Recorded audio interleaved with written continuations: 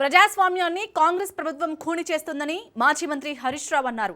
పేదల భూములే కాంగ్రెస్ ప్రభుత్వ టార్గెట్ గా మారాయని ఆయన విమర్శించారు. నాటి ఇందిరమ్మ కాంగ్రెస్ పేదలకు భూములు ఇస్తే నేటి రేవంత్ కాంగ్రెస్ మాత్రం పేదల భూములు లాక్కుంటుందని మండిపడ్డారు. కాల్లాపూర్ రైతులను పరామర్శించేందుకు వెళ్తున్న తమను అడ్డుకుంటున్నారన్నారు. శాంతియుత నిరసనకు కూడా అనుమతి ఇవ్వలేదని మండిపడ్డారు.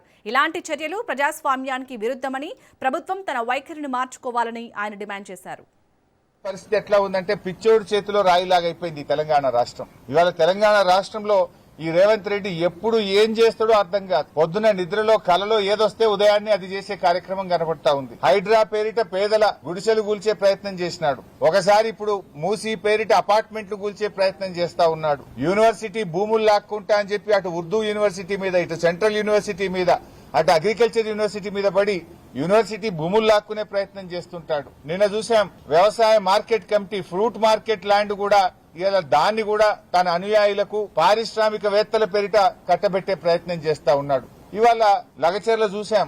లగచర్ల లాంటిదే మరొక భూసేకరణ ఇలా పరిగిలో చేస్తా ఉన్నారు. ఏంది మీరు ఆ పచ్చటి భూముల మీద ఎందుకు పడ్డారు? దళిత గిరిజన బలహీన వర్గాల భూములు ఎందుకు లాక్కుంటున్నారు?